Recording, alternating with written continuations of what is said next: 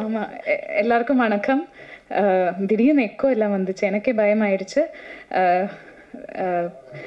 சத்தியமாக சொல்கிறேன், எனக்கு பேசுகிறதுக்கு பயமாக இருக்குது. என்னென்னா எல்லாரும் ரொம்ப அழகாக, எனக்கு தமிழ் ரொம்ப பிடிக்கும், நான் எப்போவுமே அதை சொல்லியிருக்கேன். ஆனால் இங்கே வந்ததுக்கப்புறம் நான் நிறையா இது நான் கேட்குற தமிழ் இல்லையே, வேறு மாதிரி எல்லோரும் பேசுகிறாங்களே, ரொம்ப போய்ட்டிக்காக ரொம்ப அழகாக எல்லோரும் தமிழ் பேசிகிட்டு இருந்தாங்க. நான் கேரளா மலையாளி குட்டி. ஸோ என்னோட தமிழ் ரொம்ப கிராமர் மிஸ்டேக் தப்பாக நான் பேசணும்னு நினைக்கிறேன். ஸோ நீங்கள் இங்கே எல்லாரும் பேசுனதுக்கு கண்ணுப்படாமல் இருக்கிறதுக்கு என் தமிழ்னு நினச்சிக்கோங்க, தப்பாக எடுத்துக்காதுங்க. ஸோ தேங்க்யூ ஸோ மச் எல்லாருக்கும் இங்கே வந்ததுக்கு, இந்த சின்ன படத்தை சப்போர்ட் பண்ணுறதுக்கு, எங்களெல்லாம் பார்க்குறதுக்கு நீங்கள் எல்லோரும் வந்ததுக்கு first of all thank you so much. And நம்ம இங்கே நாங்களே சப்போர்ட் வந்த எல்லா கெஸ்ட்டுக்கும் ரொம்ப ரொம்ப ரொம்ப தேங்க்யூ. குட்டி படமாக நல்ல கண்டென்ட்னு பார்த்து நிறைய பேர் படம் பார்த்துருக்காங்க, நிறைய பேர் நம்ம மேலே இருக்கிற நம்பிக்கையில் நல்ல படம்னு சப்போர்ட் பண்ண வந்திருக்காங்க, அதுக்கு ரொம்ப ரொம்ப ரொம்ப நன்றி. அண்ட் எனக்கு இந்த கதை ரொம்ப முன்னாடியே, ஷூட்டுக்கே ரொம்ப முன்னாடி எங்கிட்ட வந்து சொல்லியிருந்தாங்க. அப்போவே நான் வந்து தமயந்தி இதை எப்போ பண்ணுறதுனாலும் கூப்பிட்டுக்கோங்க, நம்ம டேட் மேனேஜ் பண்ணிக்கலாம். நான் அப்போ மலையாளத்தில் நிறைய படம் பண்ணிகிட்டு இருந்த டைமில் தான் வந்து சொன்னாங்க. ஸோ தமயந்தி அது கரெக்டாக மைண்டில் வச்சு படம் பண்ணும்போது என்னையே கூப்பிட்டு, இந்த கதை தான் அதுக்கு ரீசன். எனக்கு தமயந்தியை தெரியாது, முன்னாடி எதுவுமே தெரியாது தமயந்தியோட ஒர்க் எதுவுமே. பட் இந்த கதை கேட்டு பிடிச்சி, இந்த கண்டென்ட் பேசப்பட வேண்டியது, இந்த கண்டென்ட் எனக்கு எல்லா மக்கள்கிட்டும் போய் சேரணும்னு எனக்கு ஜெனுவினாக என் உள்ளேருந்து ஃபீல் பண்ணதுனால நான் இந்த படம் ஒர்க் பண்ணணும்னு நினச்சது. அதுக்கப்புறம் எனக்கு தமயந்தி கூட பேச அவரோட லைஃப் பர்ஸ்பெக்டிவாக இருக்கட்டும், அவங்க ஃபிலிமை பார்க்குற விதமாகட்டும், அவங்க பண்ணுற ஆக்டிவிட்டீஸாக இருக்கட்டும், எல்லாமே நான் ரொம்ப அட்மிரேஷனில் பார்த்துட்டே இருந்தது. அது ஒரு பெரிய ரீசன் இந்த படத்துக்கு. அண்ட் ஜெசு சார், எல்லாரும் சொன்ன மாதிரி நானும் இன்னைக்கு தான் ப்ரொடியூசரை பார்க்குறது ஃபர்ஸ்ட் டைம். ஃபோனில் மெசேஜ் மட்டும்தான் பண்ணியிருக்கேன். ஐ டோன்ட் திங்க் நாங்கள் பேசினது கூட இல்லைன்னு, வாட்ஸ்அப் மெசேஜஸ் மட்டும்தான் பண்ணியிருந்தது. ஸோ இந்த மாதிரி ஒரு படத்துக்கு டைரக்டரை பார்க்காம கமிட் பண்ணுறதுக்கும், அண்ட் இந்த மாதிரி ஒரு சின்ன படம், இந்த பெரிய கண்டென்ட் பேசப்படணும், இந்த மாதிரி படங்கள் சப்போர்ட் பண்ணணும், உமன் கேரக்டர்ஸுக்கு நிறைய இம்பார்ட்டன்ஸ் இருக்கிற ஒரு படம் நம்ம ஃபண்ட் பண்ணணும், ப்ரொடியூஸ் பண்ணணும், சப்போர்ட் பண்ணணும்னு நினைக்கிறது ரொம்ப ரொம்ப பெரிய விஷயம். And I wish and I hope sir இன்னும் நிறைய இந்த மாதிரி படங்கள் சப்போர்ட் பண்ணுவாங்கன்னு. கண்டிப்பாக ஜே ஸ்டுடியோஸ் இங்கே நிறைய படங்கள், நல்ல படங்கள் தமிழ் சினிமாக்கும், அண்ட் சார் மலையாளம் சினிமா பற்றி கூட யோசிங்க சார்.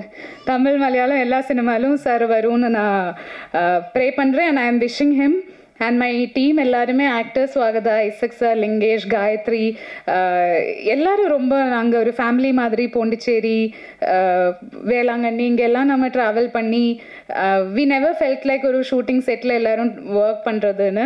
அந்த வீட்டில் அந்த கேரக்டர்ஸ் மாதிரி அந்த வீட்டிலே வாழ்ந்துருந்த மாதிரி இருந்துச்சு. அண்ட் எவ்ரி ஒன் அவ்வளோ பெரிய டீம் அந்த மாதிரியெல்லாம் நாங்கள் ஷூட் பண்ணல. ஸோ இருக்கிற நாங்கள் எல்லாருமே ரொம்ப க்ளோஸாக மியூச்சுவலாக அங்கங்கே ஹெல்ப் பண்ணி அந்த மாதிரி தான் ஒர்க் பண்ணி இருந்தது. ஸோ அது எதுவுமே நான் மறக்க மாட்டேன். பட் அந்த அட்வைஸ் நான் மறந்தது. Thank you for reminding me. And Karthik sir எப்பவுமே ரொம்ப எனர்ஜெட்டிக்காக, என்ன சொல்கிறது, ஆக்டிவாக சிரிச்சுட்டே இருப்பாங்க. ஸோ சார் கேமரா பண்ணும்போது நம்மளுக்கே ஒரு எனர்ஜி தான் கேமரா முன்னாடி நிற்கிறது. பிகாஸ் அங்கே ஃபுல்லாக அங்கே சார்ஜ்டாக எப்போவும் இப்படியே இருப்பாங்க.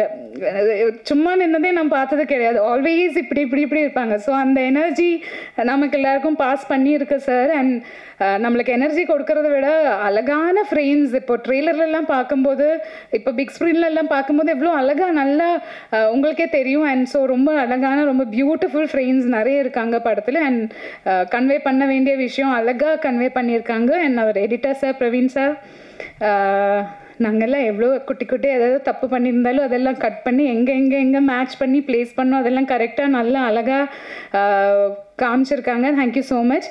And Justin sir, it's your டே.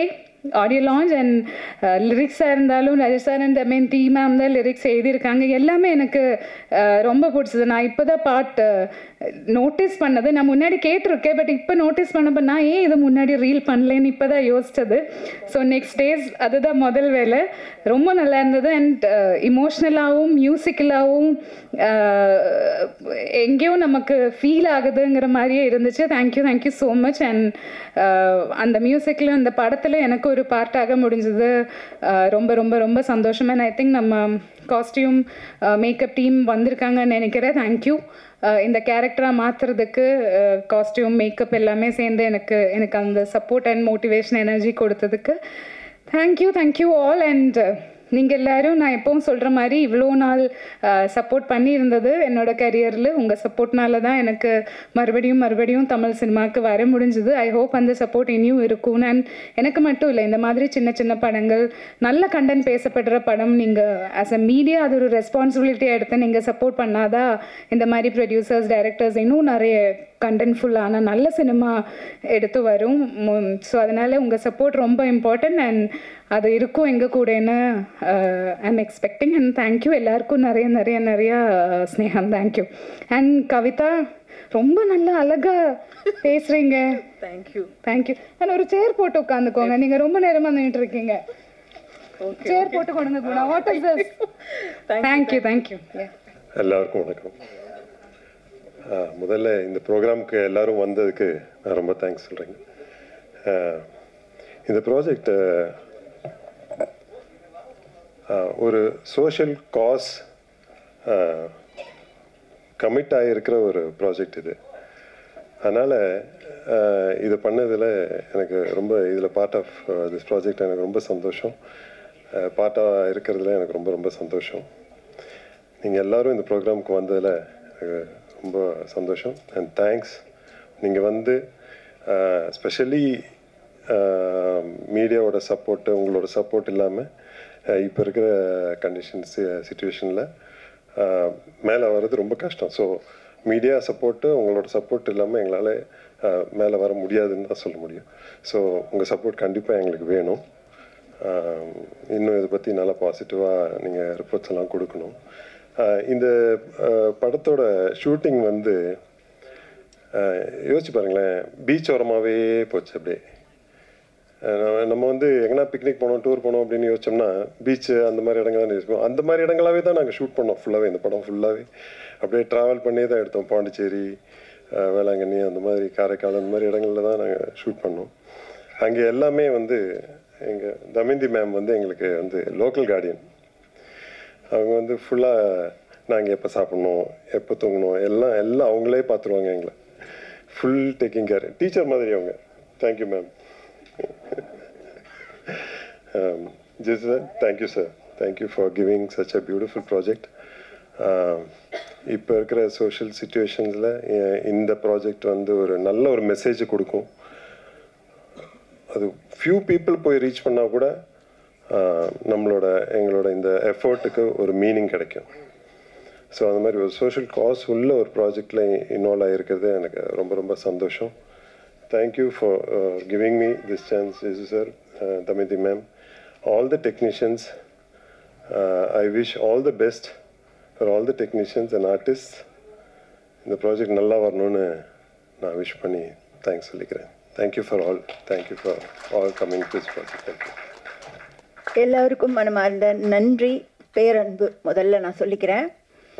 இந்த ஒரு தருணத்துக்காக ரொம்ப ரொம்ப நிறைய போராட்டங்களை வந்து சந்திச்சு தான் இந்த இடத்துக்கு வந்திருக்கோம். இது எல்லாருக்கும் தெரியும். இன்றைக்கி வந்து இதெல்லாம் சேர்ந்து ஒரு உண்மையாக சொல்லணுன்னா யாரும் வந்து ஒரு குடும்பம் சார்ந்து ஒரு நான் பயாலஜிக்கல் ஃபேமிலி எப்படி இயங்குமோ அப்படி தான் வந்து இது நிகழ்ந்திருக்கு.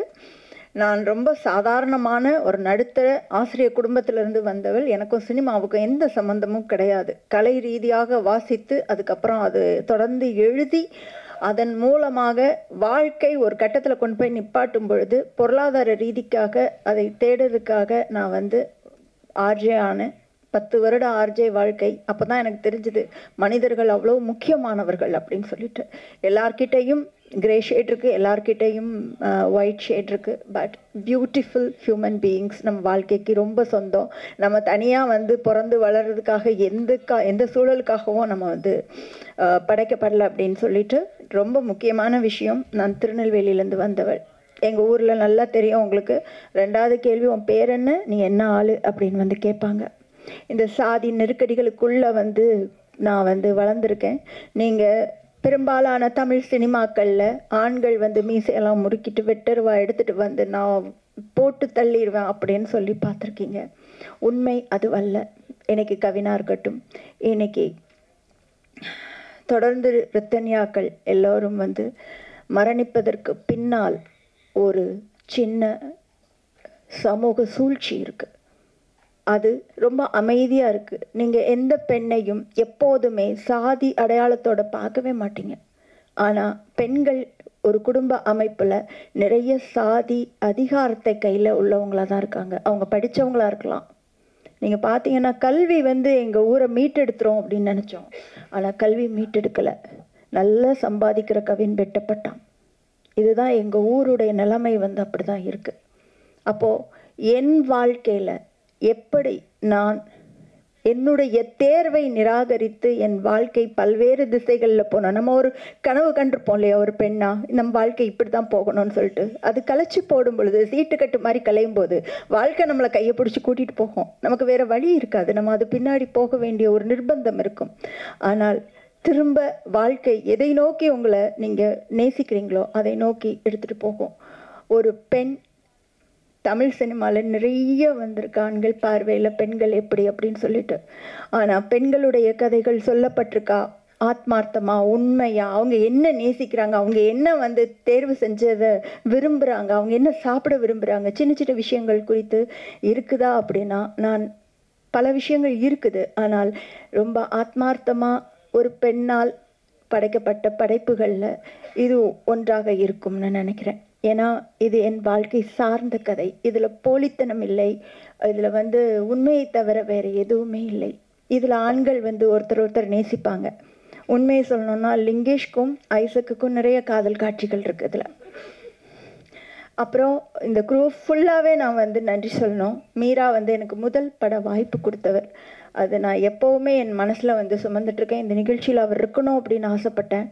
அவர் வந்து இருக்கிறாரு. மித்ரன் சார், அவர் வந்து ஒரு அற்புதமான மனிதர். அவர் வந்து அவருடைய கலைத்திறமையை நான் அப்படியே ஆன்னு பார்த்துருக்கேன், நிறைய கற்றுருக்கேன் அவர்கிட்ட. அவர் என் கூடவே வந்து ட்ராவல் பண்ணார். மனிதர்கள் நம் கூட உடன் இருத்தல் தான் வாழ்க்கையினுடைய மிகப்பெரிய பலம். அதிஷா சொன்ன மாதிரி தம்பிகள் நிறைய உள்ள ஒரு வாழ்க்கை எனக்கு.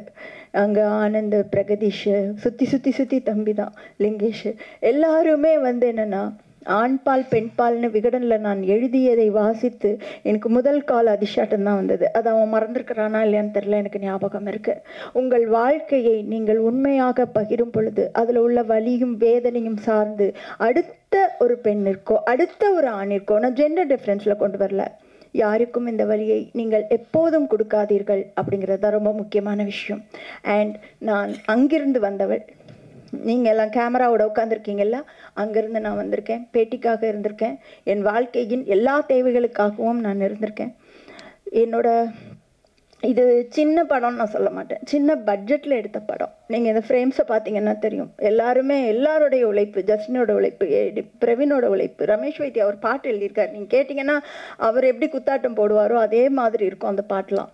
நிவாஸ் அப்படி ஆத்மார்த்தமாக எழுதியிருக்கிறாரு. மருது சார், நான் 14 வயசில் முதல்ல விகடனில் கதை எழுதினதுலேருந்து என்னோடய ஒவ்வொரு அட்டைப்படமும் போன அட்டைப்படம் வரைக்கும் அவர் தான் போட்டுக்காரு. அப்படி தொடர்ந்து பயணிக்கிற ஒரு மனிதர்கள் தான் எனக்கு பயங்கர பலம். நான் வந்து இழப்புகளை குறித்து எதுவுமே பேச விரும்பலை. இதெல்லாம் இந்த இழப்புகளெல்லாம் சந்திக்கும் போது இந்த மனிதர்களை எல்லாம் எனக்கு வாழ்க்கை வந்து தந்திருக்கு அப்படிங்கிற ஒரு விஷயம். நான் ப்ரெஸ்ஸில் இருந்திருக்கேன். நான் ப்ரெஸ்ஸை ரொம்ப நம்புகிறேங்க. இந்த மாதிரியான ஒரு முயற்சியை ஒரு தயாரிப்பாளர் வந்து என்னை பார்க்கவே இல்லை. அவருக்கு நான் யாருன்னு தெரியாது. என்னோடய எழுத்துக்கள் வேணால் பரிச்சயமாக இருக்கும்.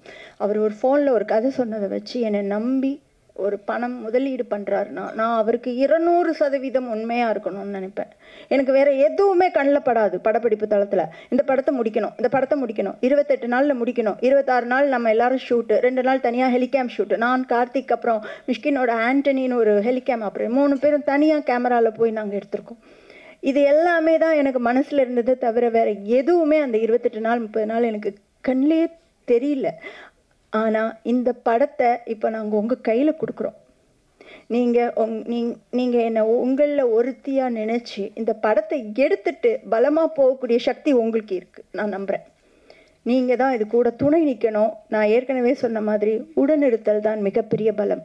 இந்த மாதிரியான படைப்புகளில் கலை ரீதியாக நாம் நம்மளுடைய பெண்கள் வாழ்க்கையில் அரசியலை நாம் பேசினா தான் சமூகத்தில் அது பிரதிபலிக்கணும்னா ரொம்ப இன்றைக்கி பிரதிபலிக்குமா நாளைக்கு பிரதிபலிக்குமான்லாம் தெரியாது, ஆனால் பிரதிபலிக்கும். கண்டிப்பாக அடுத்த திருநெல்வேலிலேருந்தோ தெற்கு பகுதிகளிலேருந்தோ படம் எடுக்க வரக்கூடிய தமயந்திகள் ரொம்ப சந்தோஷமாக ஒரு படத்தை எடுப்பாங்க. நன்றி, வணக்கம். வணக்கம் எல்லாருக்கும். நான் ஸ்வாகதா கிருஷ்ணன். ஆக்சுவலி நான் இன்றைக்கி வந்து தமயந்தி அக்காக்காவும் ஜேசு சார்க்காவும் தான். ஆக்சுவலி காயல் என்னோடய முதல் படம். நான் ஒரு பின்னணி பாடகியாக தான் இருந்தேன். ஒரு 15 வருஷம் வேலை பார்த்தேன் தமிழ் சினிமாவில். எனக்கு ஐடியாவே இருக்கலை நான் வந்து ஆக்டிங் எல்லாம் வருவேன்னு. எனக்கு ஐடியாவே இருக்கலை. ஆனால் அப்போது ஒரு நாள் இவங்களோ என்னோடய ஃபியான்ஸே, எனக்கு இப்போ அவர் தான் என் கணவர், அவங்க 2 பேரும் வந்து கதை சொன்னாங்க அக்கா. அப்போ கதை கேட்டுட்டு என்னுடைய ஹஸ்பண்டுக்கும் உங்களுக்கும் ஃப்ரெண்ட்ஷிப் பயங்கரமாக ஆயிடுச்சு, ரொம்ப செல்லம் ஆயிட்டாங்க.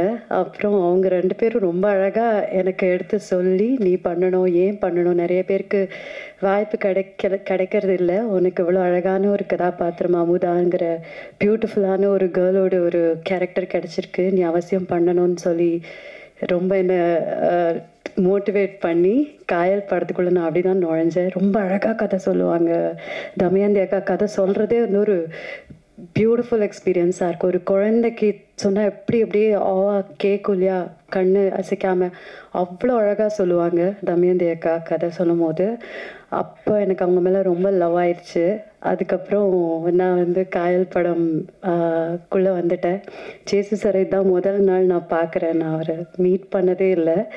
ரொம்ப அருமையான மனிதர். ஃபோன் பண்ணால் கூட மேன் ஆஃப் ஃபியூ வேர்ட்ஸ்ன்னு சொல்லலாம். ஒரு 4 வரி தான் பேசுவார்.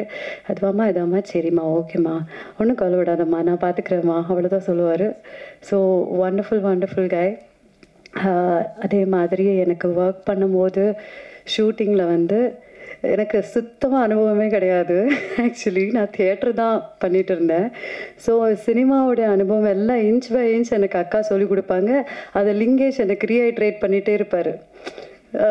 நம்ம ஹீரோ லிங்கேஷ், அது பாரு அன்றைக்கி அக்கா சொன்னாங்கல்ல, அது மாதிரி பண்ணு கம்ஃபர்டபுளாக இரு சொல்லிவிட்டு என்னை ஒரு கைத்தாங்களாக கொண்டு போய் இந்த படம் நடிக்க வச்சாங்க. அதுக்கு எல்லாருக்குமே ரொம்ப பெரிய நன்றி தெரிவிச்சுக்கணும். ஃபஸ்ட்டு லிங்கேஷ்க்கு நிறைய அட்வைஸ் பண்ணுவார் எனக்கு. இப்படி பண்ணு அப்படிலாம் சொல்லுவார். மோர் லைக் படி ப்ரோ. தென் அனுமோல் சேச்சி, எனக்கு கண் வந்து ரொம்ப பவர்ஃபுல்லாக இருக்குது. ஒரு சீன் பண்ணிகிட்டு இருந்தோம் நாங்கள், ரொம்ப எமோஷ்னல் ஒரு சீனு. அப்போது ஸ்வாகதா, உன்னோட கண்ணிலேயே நீ வந்து நிறையா கன்வே பண்ண முடியும், நிறைய கான்வர்சேஷன் வைக்க முடியும்னு எனக்கு ரொம்ப ஒரு மோட்டிவேஷன் கொடுத்து, அதை எப்படி யூஸ் பண்ணுறது, என் ஐப்ரோஸ் எப்படி யூஸ் பண்ணுறது வரைக்கும் எனக்கு அவ்வளோ அழகாக சொல்லி கொடுத்தாங்க அனுமோல் சேச்சி. மறக்கவே மாட்டேன் நான். Same, she's amazing. அனுமோல் சேச்சி வந்து இன்னும் நிறையா நம்ம பார்க்கணும்.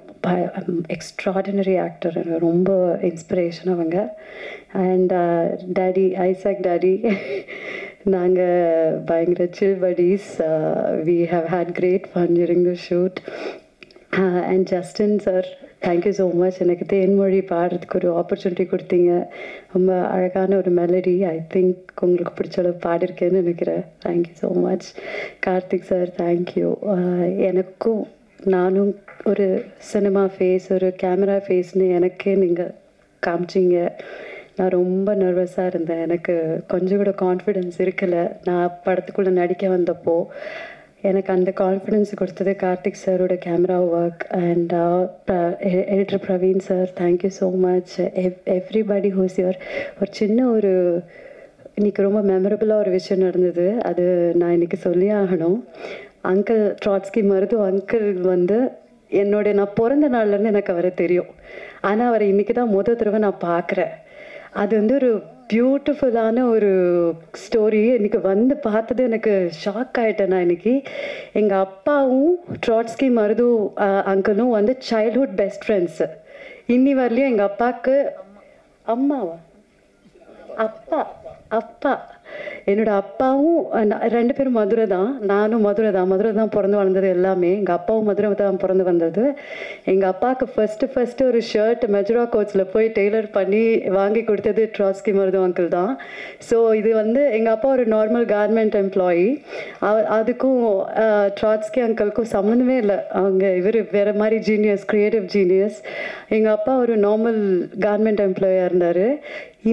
எங்கள் அப்பா எனக்கு பிறந்த நாள்லேருந்து ட்ராட்ஸ்கி மருது அவரோட படங்கள் பாரு, விகடனில் காமிப்பார், அவரோட படங்கள் காமிப்பார். அத்தனை விஷயங்கள் இன்ஸ்பயர் பண்ணி, நீ சினிமாவில் போகணுமா, நீ போகலாம், நீ பாடலாம், நீ என்ன வேணுமோ பண்ணலாம் தங்கம், ஆனால் இந்த மாதிரி வரணும், you should be such a fine artist like Trotsky மருதுன்னு சொல்லி வளர்த்தாரு. எங்கள் அப்பாவே இன்னும் ட்ராட்ஸ்கி அங்கிளை பார்க்கல.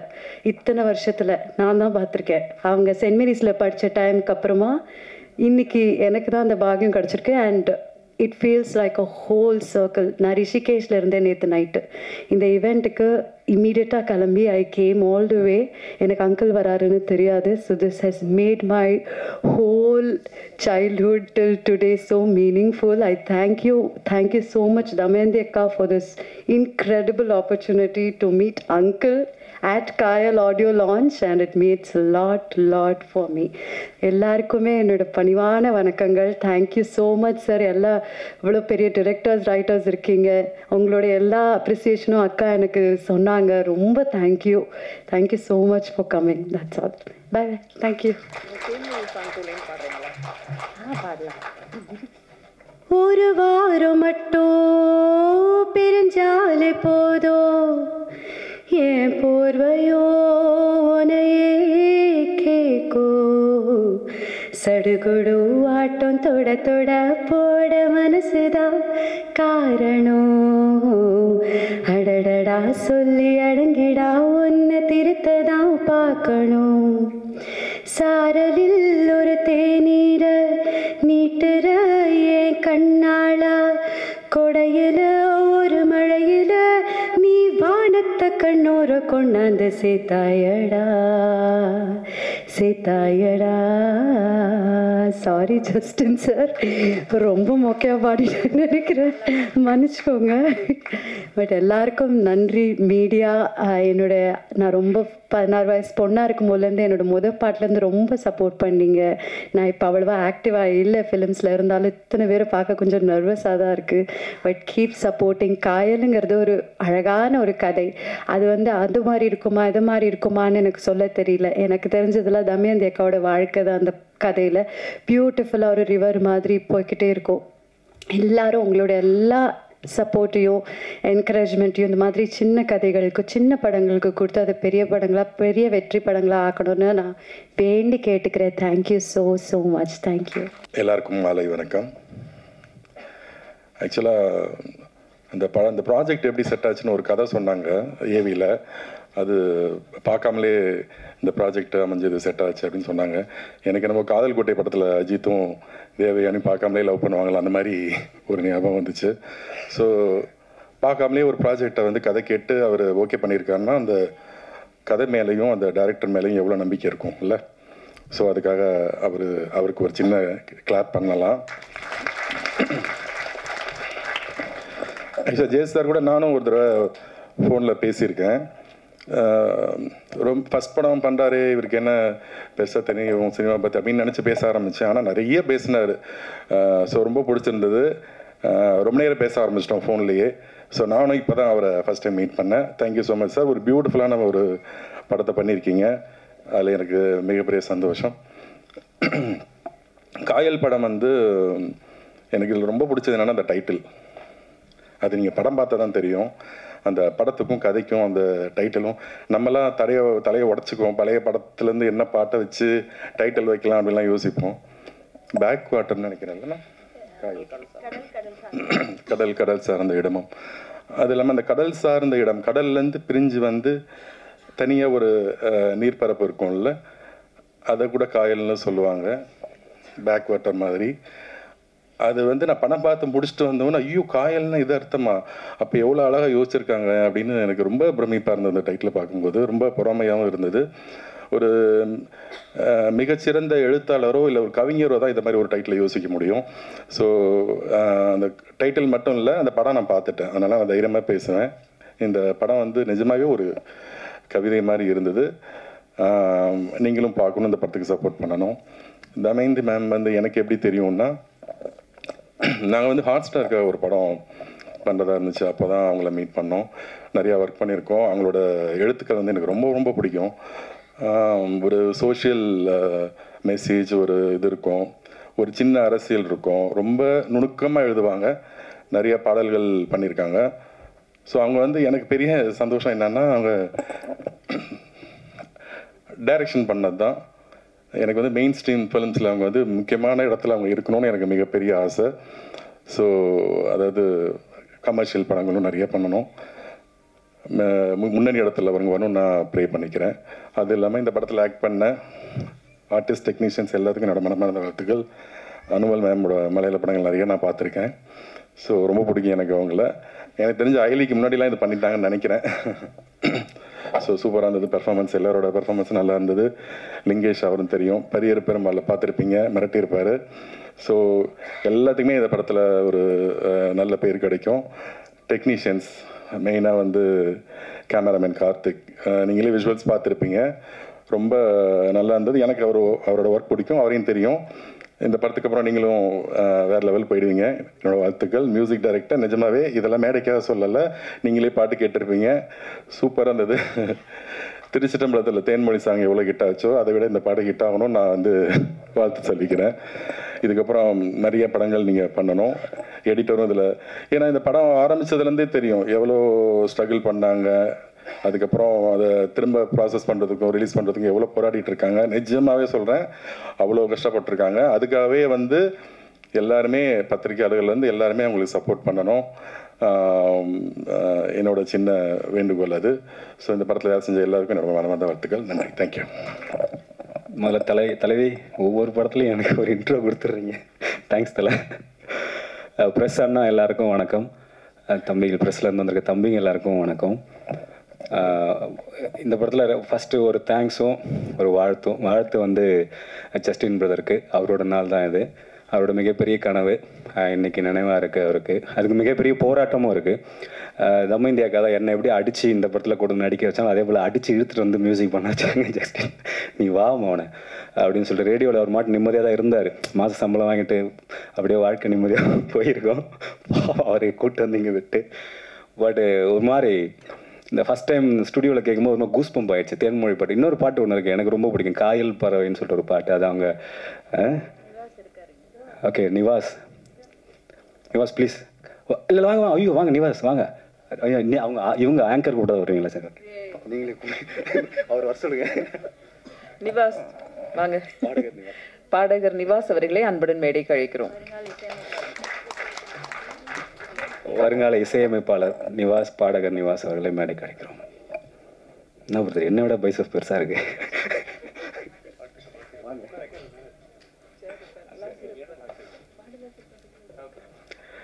ஆக்சுவலாக நான் கம்போசிங் நிவாஸ் பாடும்போது தான் போயிருந்தேன்.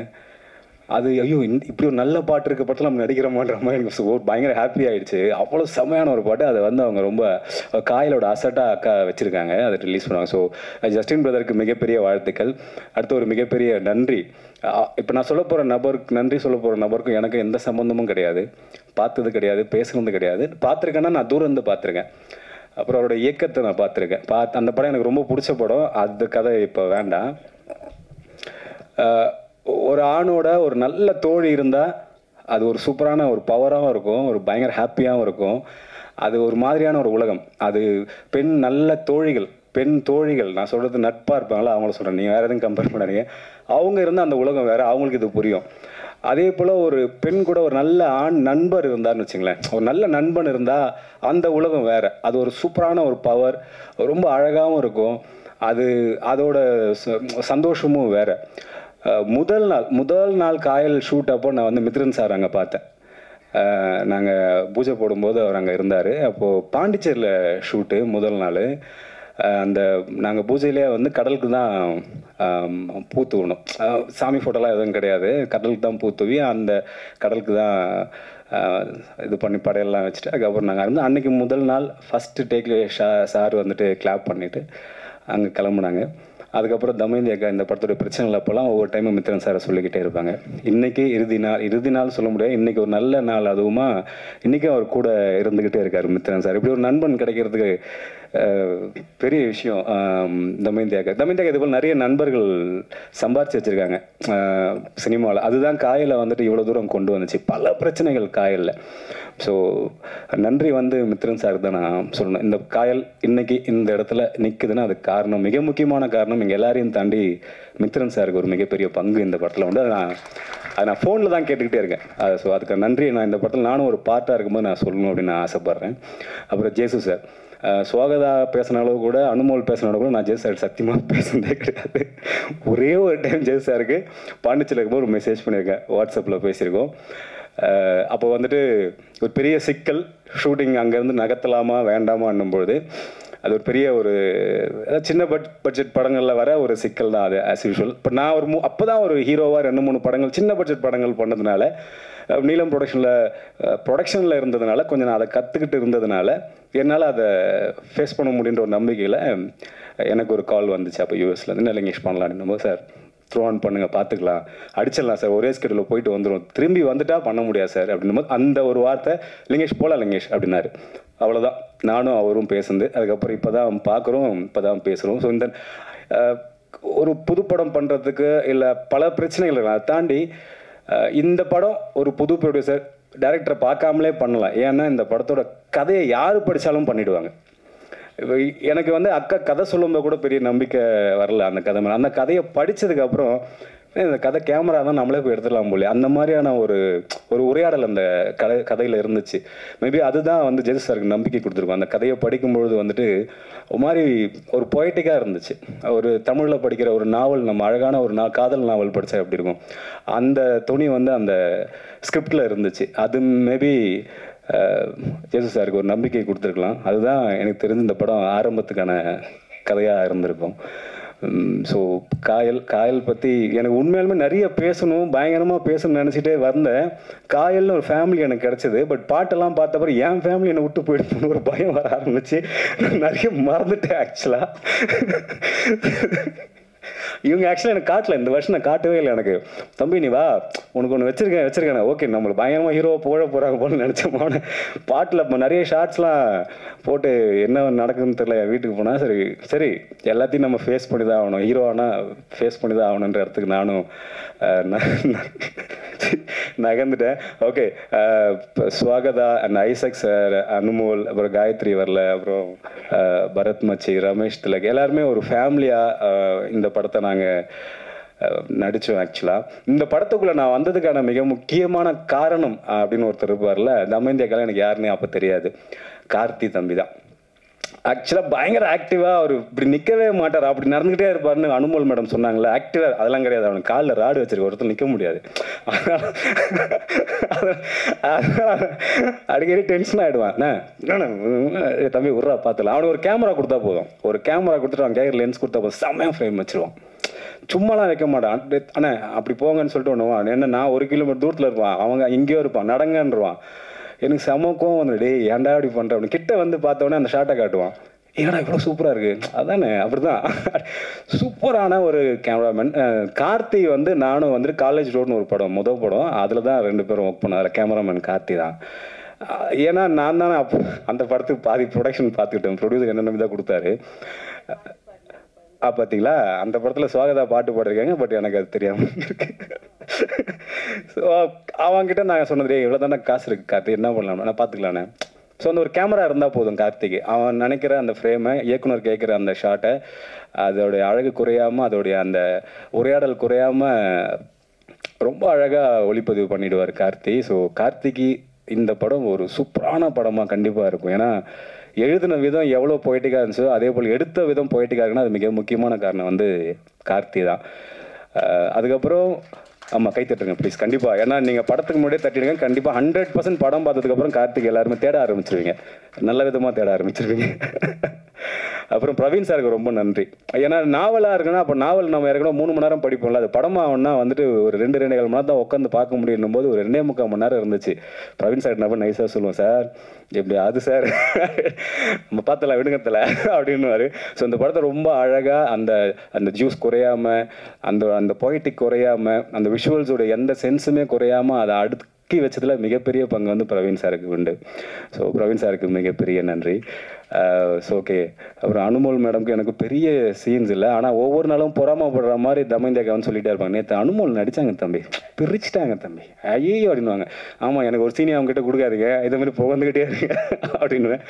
பட் ஏதோ எனக்கு சுவாகதாவும் காயத்ரி இப்படி என் வாழ்க்கை அப்படியே சிம்பிளாக அவங்க கூட ஒரு 10 நாள் ஷூட்டிங் இருந்துச்சு. அப்புறம் சுவாகதாவோட 10 அப்படியே என் வாழ்க்கை கொஞ்சம் சிம்பிளாகவே போயிடுச்சு. அப்புறம் பரத் கூட ஒரே ஒரு நாள் ஒரே ஒரு ஷாட்டு, அதுவும் அதுக்கப்புறம் அப்படி முடிஞ்சது. நல்ல நண்பர்கள் அதுக்கப்புறம் நாங்கணும். அப்புறம் ஐசக் சாரை பற்றி சொல்லி ஆகணும். நிறைய வில்லன் கதாபாத்திரம் நம்ம அவரை பார்த்துருப்போம், ஆனால் ரொம்ப குழந்தையா அப்படி ஒரு மனிதன் நான் பார்க்கவே முடியாத அளவுக்கு ஒருத்தர் இருந்தார். பயங்கர சூப்பரான ஒரு நண்பன் தான் அவர். ஆக்சுவலாக அவர் வேறு எங்கேயுமே அவர் வைக்க முடியாது. எனக்கு ஒரு நல்ல ப்ரோ அவர். ஆக்சுவலாக ஸ்பாட்டில் அவ்வளோ ஜாலியாக என் கூட பேசிக்கிட்டு 2 பேரும் உட்காந்து நிறைய ரொம்ப நேரம் நைட்டு ஷூட்டு தான் நாங்கள் 2 பேரும் ரொம்ப செம்ம ஜாலியாக 2 பேரும் உட்காந்து ரொம்ப நேரம் பேசிக்கிட்டே இருப்போம். அந்த சீனை தாண்டி நாங்கள் 2 பேரும் பேசிக்கிட்டே இருப்போம். ஒரு சூப்பரான ப்ரோ எனக்கு அந்த படத்தில் கிடச்சார். இறுதியாக இயக்குனர் பற்றி, ஏன்னா என்னோட லைஃப் வந்துட்டு ரொம்ப நேரம் பேசுகிறேன்னா தெரியல, பட் பேசிடுறேன் நான். என்னோட லைஃப் வந்துட்டு பெண்கள் சூழ்ந்த லைஃப் தான். என்னோட அம்மா கூட பிறந்தவங்க 2 தங்கச்சிங்க, அப்புறம் மாமாவோட ஒய்ஃப் மாமி, அப்புறம் 2 அக்கா எனக்கு, அப்புறம் பெண் தோழிகள் அதிகம் எனக்கு, அப்புறம் ஆங்கராக இருந்தேன், பெண் ரசிகைகள் அதிகம். அந்த உலகத்தை விட்டுட்டு நான் அப்புறம் வந்துட்டேன் நான். ஸோ எனக்கு என்னோடய வாழ்க்கையில் நிறைய என்னோட அம்மா வந்துட்டு ஒரு ஜோன், ரொம்ப பயங்கரமான அடமன் டைப். அவங்க நினைக்கிறது நடக்கணும், அது யாராக இருந்தாலும் சரி. அந்த மாதிரி ஒரு டைப் அவங்கள நான் ஹேண்டில் பண்ணணும். முடியுமா இல்லையான்னு தெரியல. அது ஒரு என்னோட பெரிய அக்கா ஒரு டைப், மனசுக்குள்ளேயே ஒன்று வச்சுப்பாங்க, ஆனால் நான் புரிஞ்சுக்கணும் அதை. என் சின்னக்கா வந்து ஒரு டைப்பு, அவங்க எப்படின்னா டக்குன்னு பேசிடுவாங்க, நான் எதிர்த்து பேசினா கோவம் வரும். இப்போது என்னோட அம்மாவோட தங்கச்சிங்க இருக்காங்க, அவங்க 2 பேர் அவங்க ஒரு பெரிய சித்தி ஒரு டைப்பு. அவங்க எப்படின்னா ரொம்ப அன்பான அந்த அன்பை ஹேண்டில் பண்ணுறது ரொம்ப கஷ்டம். சின்ன சித்தி இருப்பாங்களே, அவங்க எப்படின்னா ரொம்ப ஃபாஸ்ட்டு, பயங்கர ஃபாஸ்ட்டான ஒரு டைப்பு. அவங்கள ஹேண்டில் பண்ணுறது கஷ்டம். இப்படி அப்புறம் என்னோட மனைவி, என் மனைவி பற்றி முதல்ல இப்போ தான் நான் பேசுகிறேன். என் மனைவி என் மனைவி எப்படின்னா வந்து டோட்டலாக எதையுமே சொல்ல மாட்டாங்க, ஆனால் நான் புரிஞ்சு அதை பண்ணணும். இப்படி பல பெண்களை வந்துட்டு என் வாழ்க்கையில் இவங்க யாரையுமே நான் அவாய்ட் பண்ணவே முடியாது. இவங்க கூட பல சண்டைகள் இருக்கலாம், பிரச்சனைகள் இருக்கலாம், யாரையுமே அவாய்ட் பண்ண முடியாது. எங்கேயோ ஒரு இடத்துல நான் இவங்களை வந்து இவங்க மேலே அன்பு வைக்கிறது, இவங்க கூட சண்டை போடுறது, இவங்க கூட பேசுறது, இவங்களை புரிஞ்சு நடந்துக்கிற இடத்துல நான் இருந்துகிட்டே இருப்பேன். அந்த வரிசையில் எனக்கு தமயந்தி அக்கா வந்து சேர்ந்துட்டாங்க. நான் சொன்னல எங்கள் அம்மாவோட தங்கச்சி, தங்கச்சி, அவங்க பேர் தமயந்தி. நான் அப்படி தான் பார்த்துட்டேன் அவங்க டக்குன்னு. அந்த பேரை கேட்டவுடனே எனக்கு என் சித்தி ஞாபகம் வந்துடுச்சு. நம்ம இந்த பேர் எங்கள் அம்மாட்ட சொல்கிறேன் நான் ஃபஸ்ட்டு, இந்த மாதிரி சித்தா பேர் வச்சு ஒருத்தன் கதை சொன்னாங்க, நான் பண்ணிடலான்னு நினைக்கிறேன் அப்படின்னு நான் சொன்னேன். அதுக்கப்புறம் தான் அந்த கதை எனக்கு பிடிச்சது. அதுக்கப்புறம் அவங்க என்னை வந்து நடிக்க சொன்னாங்க அப்படின்றதுலாம் அதுக்கு அடுத்து எனக்கு அந்த நேமும் அவங்க என்னை வந்து முதல் நாள் பார்த்து முதல் நாள் நாங்கள் 2 பேரும் பார்க்கும்பொழுதே அவங்க வந்துட்டு அன்னைக்கு கதை சொல்லி முடித்த உடனே அவங்க சொன்னது என்கிட்ட, தம்பி இது பண்ணுறீங்களா அப்படின்னு தான் கேட்டாங்க. எனக்கு அப்படி ஒரு அப்ரோச் என் லைஃப்பில் நடந்ததே கிடையாது. கூப்பிட்றேன்னு சொல்லுவாங்க, இல்லைனா சொல்லி விடுறேன்னு சொல்லுவாங்க. நான் போய் வாய்ப்பு கேட்பேன். இப்படி தான் நடந்திருக்கு லைஃப்பில். ஒரு டைரக்டர் என்னை கூப்பிட்டு முதல் நாள் பார்த்து அடுத்த ஒரு 2 ஹவர்ஸில் ஒரு கதையை சொல்லிவிட்டு நீங்கள் பண்ணுங்கள் தம்பி, கரெக்டாக இருக்கும் அப்படின்னு சொன்னாங்க. ஸோ அந்த நம்பிக்கையின் பேரில் தான் நான் அன்றைக்கி ஈவினிங்கே அக்கா நம்ம இதை பண்ணலாம் அப்படின்னு சொல்லிட்டு அப்படியே கன்னியூ ஆரம்பிச்சு. அதுக்கப்புறம் எனக்கு வீட்டிலாம் கூப்பிட்டு சாப்பாடுலாம் போட்டு என்ன நல்லா வளர்த்தாங்கன்னு வச்சுங்களேன். ஒரு வருஷம் 1 வருஷம் அந்த படம் முடிவு வரைக்கும் நல்லா அன்பாக பார்த்துக்கிட்டாங்க. அப்புறம் இந்த ட்ரெய்லரில் கேட்குற மாதிரி தான் காதல் இல்லாத ஒரு காதல் கதை. நான் முக்கியமான ஒருத்தரை பற்றி சொல்லிடணும், நான் சொல்லிடுறேன். நான் படம் ஏறக்குறைய ஒரு 20-25 நாள் போகும்போது இப்போ காயல் பார்த்தா தெரியும், அதில் வந்து ஒரு 70-80% வந்து தமயந்தி அக்கா லைஃப்பில் நடந்த கதை தான். அப்போ நான் கதையை படித்த உடனே இந்த படத்தில் நான் வேறு நடிக்கிறேன்ல, ஹீரோவை நடிக்கிறேன். அப்போது அந்த பெண்கள் ஏதோ ஒரு கதாபாத்திரமா தமயந்தி அக்கா கண்டிப்பாக இருக்காங்க. ஒரு சுவாகதா கேரக்டர்லையோ இல்லை காயத்ரி கேரக்டரில் தமயந்தி அக்கா கண்டிப்பாக இருக்கிறாங்க, அதில் மாற்றுக்கிறது. அப்புறம் நடிக்கிறதுல என்ன ஆகுதுன்னா, சே இந்த பொண்ணு இந்த வாழ்க்கையில் இவ்வளோ கஷ்டப்பட்டுருக்கே, சே என்னடா இது அப்படின்னு நான் ஃபீல் பண்ணிகிட்டே இருக்கேன். அதை முடித்தவொடனே இவங்களை பார்ப்பேன், இவங்க எப்படி இப்படி ஆக்ஷன் சொல்கிறாங்க, இவ்வளோ வாழ்க்கையில் கஷ்டப்பட்டுட்டு எப்படி அந்த ஆக்ஷன் சொல்லிகிட்டே இருக்காங்க அப்படின்னு சொல்லி எனக்கு ஒரு 15-20 நாளாக போகுது. நம்ம பாண்டிச்சேரியில் ஷிஃப்ட் ஆகி வேளாங்கண்ணி வரோம். எனக்கு கேட்கலாமா வேணாவா. அப்போ நான் ஒரு சில நேரத்தை கேட்பேன், இது உண்மையாலுமே உங்கள் லைஃப்பில் நடந்துச்சேண்ணா, விடுங்க தம்பி அப்புறம் பார்த்துலான்னு. எனக்கு அவங்க மேலே ஒரு மிகப்பெரிய மரியாதை அப்படி கூட்டிகிட்டே போகுது ஒரு நாளாக. இப்போது இவங்க ஓகே நான் வந்துட்டு தமிழில் அப்போ சரி நீங்கள் தமயந்தி இந்த கதாநாயகியோடைய கேரக்டர் உங்கள் லைஃப்பில் நடந்துச்சு, இப்போ என் கதாபாத்திரம் யார் அப்படின்னா, அவன் வருவான், அவன் 2 நாள் கழிச்சு வருவான், வெயிட் பண்ணுங்க அப்படின்னு என்கிட்ட சொன்னாங்க. சரி ஓகே ரைட்னோடனே இப்போ என்னோட கேரக்டர் ஆல்மோஸ்ட் ஒரு 3/4 முடிஞ்சிருச்சு. இப்போ நான் பண்ண கதாபாத்திரம் எனக்கு ரொம்ப பாதிப்பு ஏற்பட்டுச்சு. என்னடா இது, ஒருத்தன் இவ்வளோ பயங்கரமாக லைஃப்குள்ளே இருந்திருக்கான் தமயந்தி அக்கா லைஃப்பில், இந்த கதைக்குள்ள ஒரு ஹீரோவாக அதை நம்ம பண்ணியிருக்கோம் அப்படின்னு சொல்லிட்டு எனக்கு இப்போ என் கதாபாத்திரம் மேலே ஒரு மிகப்பெரிய மரியாதை வந்துருச்சு. அப்புறம் பார்த்தா அவர் யார் தாங்க, அவர் அந்த தமிழ் யார் தாங்க போது 2வது நாள் ஒரு 25-30 நாள் வராது ஆனந்த் சார் எழுந்துருங்க சார் எழுந்துருங்க. எனக்கு தேங்க்யூ ஸோ மச். எனக்கு அவரை பார்த்த உடனே பயங்கர மரியாதை வந்துருச்சு. சரி ஒரு மனுஷன் இப்படி இருக்க முடியுமா அப்படின்னு சொல்லிட்டு எனக்கு ஏன்னா நான் தான் அந்த கேரக்டர் ஆக்சுவலாக, நான் தான் ஆனந்த் சார். நான் என் கதாபாத்திரம் நடிச்சிட்டு இருக்கும்போது எனக்கே என்ன மேலே ஒரு பயங்கர மரியாதை வர ஆரம்பிச்சு. கிளைமேக்ஸ் கிட்ட போகும்போது நான் ரொம்ப பயங்கர ப்ரைடாக இருக்கேன். சூப்பரான ஒரு கதாபாத்திரம், ஒரு ரொம்ப அழகான ஆணாக நான் இருக்கேன் அந்த படத்தில். அப்படி ஒரு ஆணை ஒரு பெண் பார்க்கவே முடியாது. ஒரு பெண் படைக்கும்பொழுது ஒரு ஆண்களை குற்றம் சொல்ல முடியும், அவங்க விமர்சனம் செய்வாங்க, சுய விமர்சனம் பண்ண சொல்லுவாங்க, அப்படி தானே இருக்கும். இந்த படைப்பு அது கிடையவே கிடையாது. ஒரு பெண்ணோட படைப்பில் ஆண்கள் எல்லாம் ரொம்ப அழகாக இருப்பாங்க. அதுதான் ரொம்ப முக்கியம். நான் வந்துட்டு இந்த படம் ஒத்துக்கிற காரணம் கேட்டது, என்னங்க அதில் ஆண்கள்லாம் ரொம்ப அழகாக இருக்காங்க அப்படின்னா, அதான் தம்பி அப்படின்னாங்க.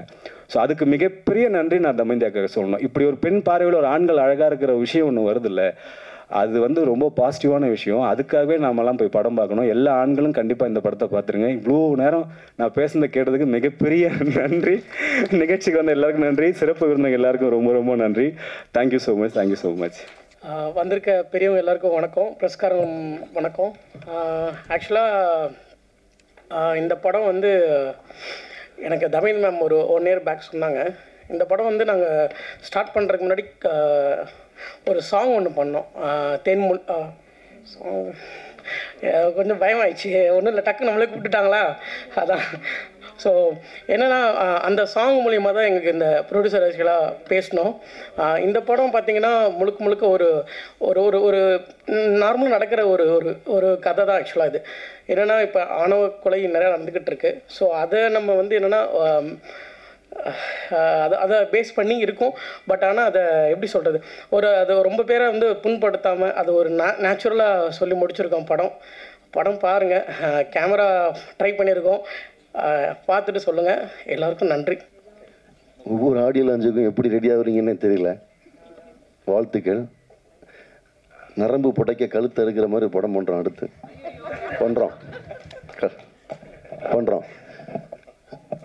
எல்லோருக்கும் வணக்கம். நான் மிகவும் மதிக்கிற நேசிக்கிற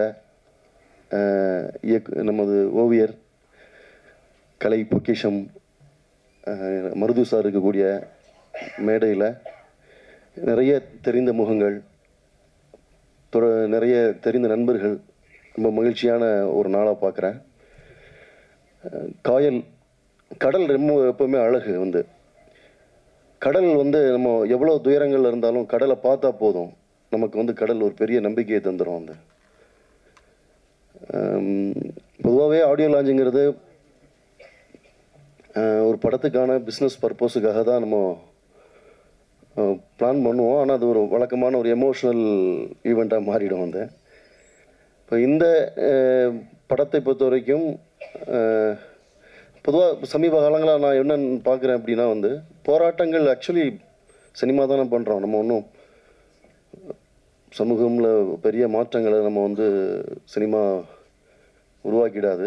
அப்படி உருவாக்குறதா இருந்தால் கருப்பு விலை காலகட்டங்களே சினிமா உருவாக்கியிருக்கணும். ஆனாலும் நம்முடைய போராட்டங்கள்ங்கிறது கடல் சார்ந்த படங்கிறதுனால நான் சொல்கிறேன். கடலில் எத்தனை கொடுங்காற்று, எத்தனை திமிங்கலத்தை, எத்தனை புயலை சந்திக்கிறோங்கிறது விஷயம் இல்லை, கப்பலை கரையில் கொண்டு சேர்க்குறோமாங்கிறது தான் விஷயம். ஸோ அந்த வகையில் காயல் மிக அழகான முறையில் ஒரு ஆடியோ லான்ச்சுக்கு ரிலீஸுக்கு வர்றதுங்கிறது ஒரு பெரிய வெற்றி தானா, அது ஒரு பெரிய வெற்றியாக பார்க்குறேன். அந்த வகையில் ஜேசு எல்லாருமே ரொம்ப ஆச்சரியமாக இருக்குது. பார்க்காத ப்ரொடியூசர் இருக்கிறாங்க. நாங்கள்லாம் எல்லா நேரமும் ப்ரொடியூசரை பார்த்துட்டே இருக்கணும். மருது சார் சிரிக்கிறாரு. மருது சாருக்கு எங்களுக்கு ஒரு பெரிய கதையெல்லாம் இருக்குது. என்னுடைய முதல் படத்துக்கு மருது சார் ஆர்ட் டைரக்டராக பண்ண வேண்டியது பண்ணார். அது இப்போவும் நான் வந்து மருது சாரை மிஸ் பண்ணதுக்கு நான் எப்போவுமே வருத்தப்படுற ஒரு விஷயம். பட் அது ஒரு நல்லது நடந்தது. என்னென்னா ஆர்ட் டைரக்டர் மூர்த்தி தங்கலான் வரைக்கும் ஒரு 80 படம்னு மூர்த்தி அதில் இன்ட்ரடியூஸ் பண்ணோம். ப்ரொடியூசர்ஸ் அப்படி கிடைக்கிறது பெரிய விஷயம். ஆக்சுவலாக உண்மையாகவே சொல்லப்போனால் வந்து சினிமா நம்ம பார்க்கும்போது ஒரு டைரக்டருடைய ஒரு ஆர்ட் ஃபார்மாக நம்ம நினைப்போம். ஆனால் ஒரு மெயின் ஸ்ட்ரீம் சினிமாங்கிறது வந்து கம்ப்ளீட்லி வந்து ஒரு ப்ரொடியூசர்ஸோடைய ஃபார்ம் தான். ப்ரொடியூசர்ஸ் அனுமதிக்கக்கூடிய இடத்துல இருந்தால் மட்டும்தான் ஒரு நல்ல படம் உருவாகும். வந்து இப்போ நம்ம எல்லா காலகட்டத்திலையும் ஒன்று சொல்லிக்கிட்டே இருப்போம், நல்ல படம். ஆனால் ஆக்சுவலி 2 எக்ஸ்ட்ரீம். இப்போ கிரியேட்டிவ் பீப்புள் வந்து மணிப்பூரில் இருந்தோம்னா, பிஸ்னஸில் இருக்கக்கூடிய பீப்புள் வந்து மயிலாப்பூரில் இருப்பாங்க. ரியல் மணிப்பூர்னு ரியல் மயிலாப்பூராகவே தான் இருக்கும் அது. ஸோ இங்கே எத்தனை தான் டூரிஸ்ட் ஃபேமிலி நல்ல படங்கள் வந்தாலும், அது எத்தனை படங்கள் ஜெயித்தாலும், பிரதர் அது ஒரு விதி விலக்கு பிரதர், அதை விடுங்க, கமர்ஷியலாக ஒரு படம் சொல்லுங்கள் பிரதர். ஜெயிக்கிற எல்லா படமே கமர்ஷியல் படம் தான். ஆனால் இங்கே என்னென்னா அப்படி அதுக்கான விஷயம் இல்லை. ஆனால் அப்படி இருக்கிற சூழலில் வந்து ஒரு நல்ல படத்தை வந்து ப்ரொடியூஸ் பண்ணணும். ஏன்னா காயல்னு டைட்டில் வச்சு எனக்கு தெரிஞ்சு சமீபத்தில் கம்பு, அருவாள், கத்தி, துப்பாக்கி இல்லாத ஒரு போஸ்டராக இருக்குது. கடந்த 10 வருஷத்தில் சினிமாவில் அப்படி ஒரு போஸ்டரு வந்து ரொம்ப பார்க்குறதே ரொம்ப அபூர்வம் வந்து. ஸோ இப்படி ஒரு போஸ்டரை நீங்கள் டிசைன் பண்ணி காயல் டைட்டில் வைக்கும்போது ரியல் போராட்டம் ஸ்டார்ட் ஆகிடும். அது வேறு வழி இல்லை, நம்ம அதை ஃபேஸ் பண்ணி தான் ஆகணும். ஸோ நீங்கள் இந்த இடத்துக்கு வந்திருக்கிறதே நான் ஒரு பெரிய வெற்றியாக பார்க்குறேன். காயல் நான் வந்து முன்னாடி பார்த்தேன், ஃபஸ்ட்டு வெர்ஷன் இல்லையா, ஃபஸ்ட் வெர்ஷன் பார்த்தேன். எனக்கு ரொம்ப பிடிச்சிருந்தது. தமயந்தி பர்சனலாக எனக்கு ரொம்ப பிடிக்கும்.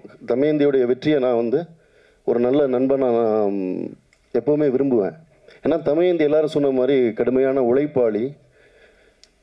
விழித்திரு படத்தில் வந்து நான் ஒரு ரேடியோ ஜோக்கி போர்ஷன், இதே ரேடியோ சிட்டி தான் கதைக்களமாக வரும். அதில் வந்து அபிநயா இருக்காங்க இல்லையா, நாடோடிகள் அபிநயா, அவங்களால பேசவும் முடியாது, காது கேட்கவும் முடியாது. அப்போ அவங்கள வச்சு நாங்கள் வந்து ஒரு ரேடியோ ஜாக்கி ரோல் பண்ணியிருந்தாங்க படத்தில் வந்து.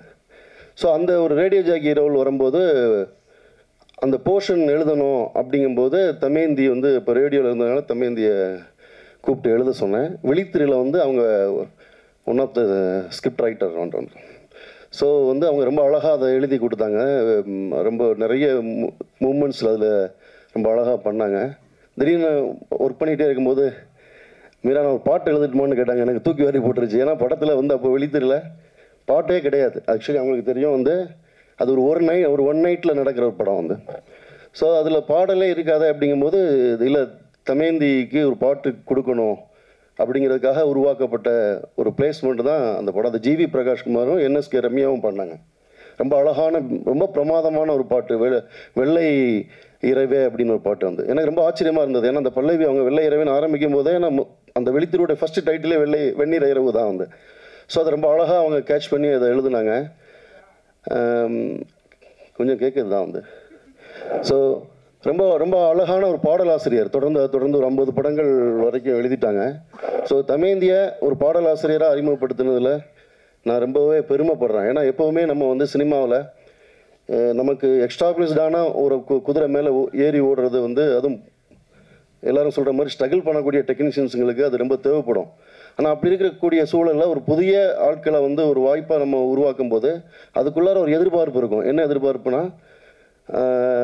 இவங்க ஜெயிச்சிடணும், இவங்க அந்த இடத்த வந்து சரியாக பயன்படுத்திக்கணும். நம்ம எப்போவுமே ஒரு விதையை ஊனி அதுக்கு தண்ணியை வார்க்கும்போது அது ஒரு நல்ல செடியாக முளைச்சி காய் காய்ச்சி ஒரு மரமாக அது முளைச்சிடணும் அப்படின்னு நம்ம விரும்புவோம்.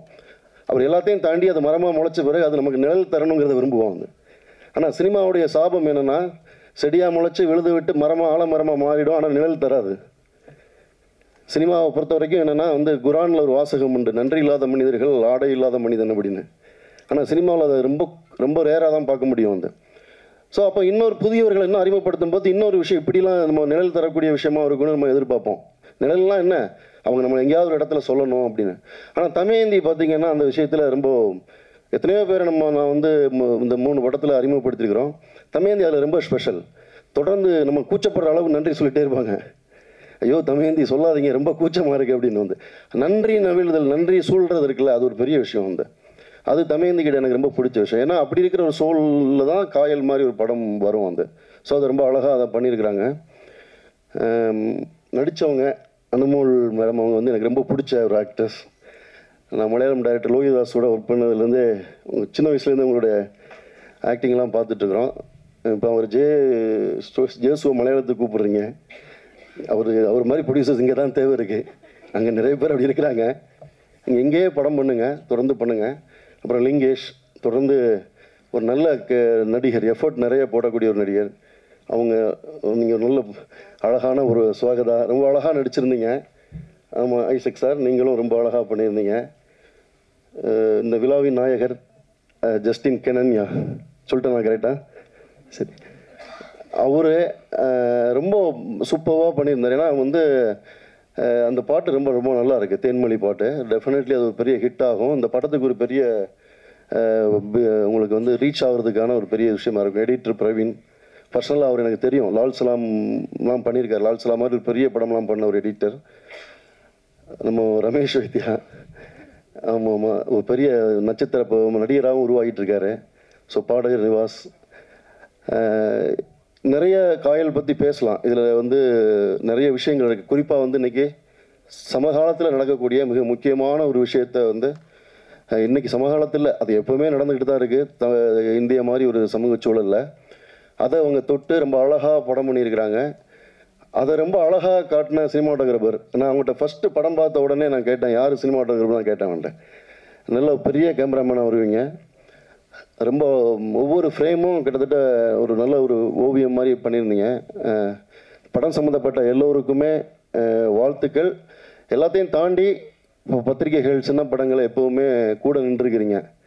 ஏன்னா இன்றைக்கி இருக்கக்கூடிய காலகட்டங்களில் ஒரு சின்ன படம் தேட்டருக்கு வர்றதுங்கிறது ஒரு பெரிய சவாலான விஷயந்தான். அந்த மாதிரியான காலகட்டங்களில் பத்திரிகை ஊடகங்கள் தான் சின்ன படங்களுக்கு எப்போவுமே துணையாக இருந்திருக்கு. தமயந்தி மாதிரி பெண் இயக்குனர், சாரி அப்படி சொல்லக்கூடாது, இயக்குனரில் பெண் இயக்குனர், ஆண் இயக்குனர்லாம் ஒன்றும் கிடையாது. அப்படி கவிதா கூட சொன்னாங்க ஆரம்பிக்கும் போது, இயக்குனர் தான் அது என்ன பெண் இயக்குனர் அப்படிலாம் கிடையாது. பட் ஆனால் பெண் இயக்குனர் சொல்ல வேண்டிய சில தேவையும் இருக்குது. ஏன்னா இது ஒரு ஆணாதிக்கமான ஒரு சமூகம். இந்த சமூகத்துக்குள்ளார ஒரு பெண் தன்னோட இடத்த பிடிச்சி போராடி இங்கே நிற்கிறதுங்கிறது சாதாரண விஷயம் கிடையாது.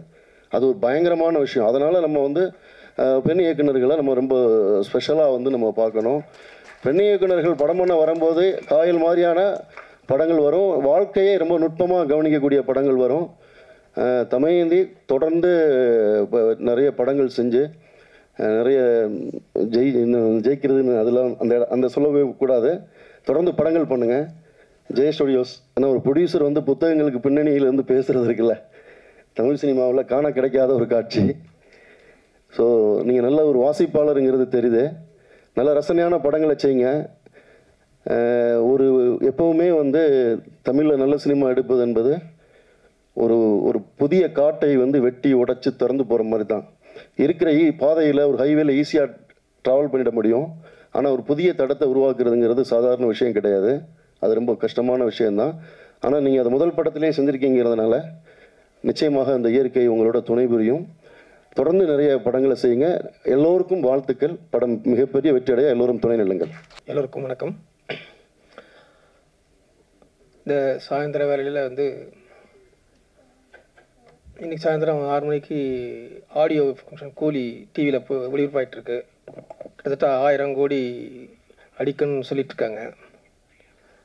ஒரு பிஸ்னஸ் ரிப்போர்ட் சொல்கிறாங்க, கிட்டத்தட்ட 500 கோடி சம்பாதிச்சு பிஸ்னஸில், டேபிள் பிஸ்னஸ்லே அப்படின்னு சொல்கிறாங்க. ரொம்ப சந்தோஷமாக இருக்குது. இந்த மாதிரி ஒரு பிரம்மாண்டமான கடல் போல் இருக்கக்கூடிய ஒரு படத்துக்கு முன்னாடி, கடலுக்கு முன்னாடி இருக்க ஒரு காயல், ஒரு சிறிய பட நிகழ்வுக்கு வந்திருக்க பத்திரிகையாளர் நண்பர்கள் அனைவருக்கும் என்னுடைய மகிழ்ச்சியும் வணக்கத்தையும் தெரிவிச்சுக்கிறேன். இந்த நிகழ்ச்சிக்கு பல விசேஷங்கள் இருக்குது. என்னென்ன மிக முக்கியமாக நான் தமயந்தி அவர்களுடைய இயக்குனர் தமயந்தி ஒரு சாதாரண ஒரு பெண் இயக்குனராக மட்டும் நான் அவங்கள பார்க்க முடியாது. அவங்க ஒரு எழுத்தாளர், சிறுகதை எழுத்தாளர், கவிஞர். திருநெல்வேலியிலிருந்து புறப்பட்டு ஒரு ஆர்ஜேவா ரேடியோ துறையில் பணியாற்றி அதுக்கப்புறம் சென்னைக்கு நிறைய சிறுகதைகள், கவிதைகள் எழுதி இலக்கிய உலகத்தில் பிரகாசித்து அங்கே தனக்கு தனி முத்திரையை உருவாக்கி அதற்கு பிறகு திரைப்படத்துறையில் பாடலாசிரியராக அங்கேயும் வந்து தன்னுடைய ஒரு நல்ல பாடல்களை எழுதி அங்கேயும் வெற்றி பெற்று இப்போ வந்து அவங்க வந்து ஒரு இயக்குனராக ஆகிட்டுருக்காங்க. உண்மையிலே இந்த காலகட்டத்தில் வந்து ஒரு பெண் வந்து இத்தனை ஒரு 10-20 காலம் தொடர்ந்து வந்து போராடி ஒரு இடத்துக்கு ஜெயிக்கிறதுங்கிறது சாதாரண விஷயம் கிடையாது. அவங்க உண்மையிலே அவங்களுடைய தன்னம்பிக்கைக்கு வந்து பெரிய பாராட்டு. உண்மையிலே ஒரு தடவை கைத்தட்டலாம் வந்து உண்மையிலே. ஏன்னா நான் உங்கள் எல்லாருக்கும் தெரியாது, நான் பக்கத்தில் அவங்கள பார்த்துட்ருக்கேன். கிட்டத்தட்ட 25 வருஷமாக வந்து அவங்களுடைய வாழ்க்கையின் ஒவ்வொரு சம்பவங்கள்லையும், அவங்களுடைய இலக்கிய உலகத்துலேயும் சரி, எழுத்து உலகத்துலேயும் சரி, பத்திரிகை உலகத்துலேயும் சரி, இந்த திரைப்பட உலகத்துலேயும் அவங்கள நான் பார்த்துட்டு வர்றேன். கிட்டத்தட்ட அவங்க வாழ்க்கையில் இருந்த அவங்களே வந்து ஒரு அதை சொன்ன இதில் ஒரு கதைன்னா இது ஒரு பார்ட்னா அது இன்னொரு பார்ட்டுன்னு சொல்லலாம். அவ்வளவு வழி நிறைந்த வாழ்க்கையை கடந்து போராடி ஒரு தன்னம்பிக்கைக்கு உதாரணமாக இருக்கக்கூடிய தமிழந்தி அவர்களுடைய இந்த நிகழ்ச்சி வந்து அவ்வளோ சாதாரண நிகழ்ச்சி இல்லை.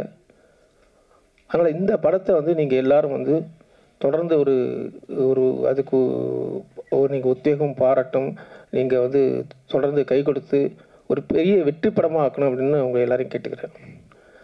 இந்த நிகழ்ச்சிக்கு வந்து அனைவருக்கும் என்னுடைய மனமார்ந்த நன்றி. இந்த படத்தில் பாடல்கள் வந்து ரொம்ப சிறப்பாக இருந்து இசையமைப்பாளர் வந்து ஜஸ்டின் அவர்களுக்கு என்னுடைய பாராட்டுக்கள். ஜஸ்டின் ஏற்கனவே ஒரு புகழ்பெற்ற இசையமைப்பாளர் இருக்கார், ஜஸ்டின் பிரபாகரன் இருக்காருன்னு நினைக்கிறேன். ஆமாம், 2-3 ஜஸ்டின்கள் இருக்காங்க. ஆனால் இன்னொரு ஜஸ்டின் வந்து உங்கள் பேர் வந்து எனக்கு அவர் மீரா தெளிவாக சொல்லிட்டாருன்னு நினைக்கிறேன். கனன்யா, வாழ்த்துக்கள் கனன்யா.